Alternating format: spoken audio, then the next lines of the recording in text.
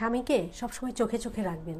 কোথায় যায়, কি করে, কার সাথে কথা বলে অবশ্যই আপনার জানা দরকার। ফেসবুকের পাসওয়ার্ড তো অবশ্যই রাখবেন। চ্যাটিংটা মাঝে মাঝে অবশ্যই চেক আউট করবেন। বাথরুমে গেলে মোবাইলটা দেখবেন, কার সাথে কতক্ষণ গল্প করলো, অফিসের পরে কোথায় গেল, এই সব দিকে কড়া নজর রাখতে হবে। সবসময় 24 ঘন্টা চুইংগামের মতো সাথে থাকতে হবে।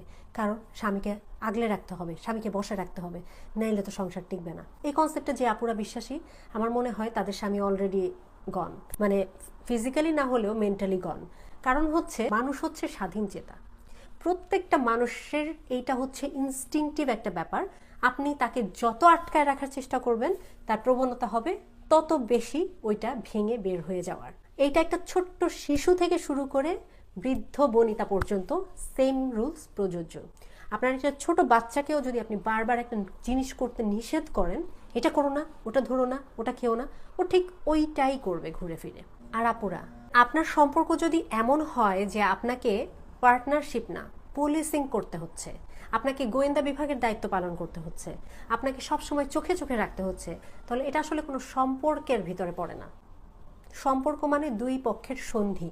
এখানে সন্ধি হচ্ছে বিচ্যুত। একজন গ্রোন আপ প্রাপ্তবয়স্ক পুরুষ মানুষকে এইভাবে কখনো আগলে রাখা সম্ভব না। Same goes for the women. কোনো মেয়েকেও যদি এরকম কেউ সারা দিন সন্দেহ করে, 24 ঘন্টা চোখে চোখে রাখে, এভাবে আর যাই হোক, খাঁচার পাখি খাঁচায় আটকায় রাখা যায় না। এইগুলা যারা করে তাদের আত্মসম্মান বোধটাও কমে যায়। নিজের উপর আবার কনফিডেন্স নাই, আমার পার্টনার যে কোনো সময় চলে যেতে পারে। তাহলে এরকম পার্টনার দিয়ে আমি কি করবো? এভাবে ধরে বেঁধে দড়ি দিয়ে পার্টনারশিপ হয়? কখনোই হয় না। যেসব মানুষের চরিত্রে সমস্যা, চরিত্র খারাপ, যার স্বভাব হচ্ছে ছোক ছোক করা, তাকে আপনি এইভাবে পুলিশিং করে আটকায় রাখবেন? নো ওয়ে, অসম্ভব।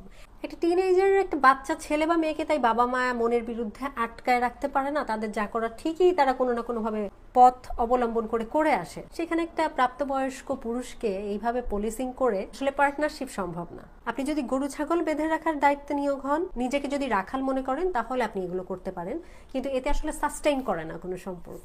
যত আপনি আটকায় রাখবেন, তত এই খাঁচা ভাঙার প্রবণতা তার তৈরি হবে। সেটা আপনার প্রমিনেন্টলি হোক আর প্রমিনেন্টলি না হোক। এবং প্রত্যেকটা মানুষের ব্যক্তিগত একটা ব্যাপার আছে, ব্যক্তিগত একটা স্পেস আছে, যেটাকে আপনার সম্মান দিতে হবে। এটা শুধুমাত্র পার্টনারশিপ না, আপনার ছেলে মেয়ে, আপনার বাবা মা। আমাদের ধর্মে বলা আছে কারো রুমে প্রবেশের আগেও নক করে পারমিশন নিয়ে তার রুমে ঢুকতে হবে, সে আপনার ছেলে মেয়ে হলেও। মানুষের যে ব্যক্তিগত একটা ব্যাপার থাকে, প্রাইভেসি বলে যে একটা শব্দ আছে, এই জিনিসটাকে রেসপেক্ট করতে হবে। এটা একটা ভদ্রতা, এটা একটা ম্যানার। মোবাইল চেক করা, মেসেজ চেক করা, কোথায় গেল, ফোন করলো, এগুলা চেক করা বিলো মেইনটেন্যান্স অ্যাক্টিভিটিস, এগুলো করে সম্পর্ক টিকায় রাখা সম্ভব না। এভাবে আর যাই হোক, একটা পার্টনারশিপ কখনোই টিকায় রাখা সম্ভব না। Very below maintenance activity.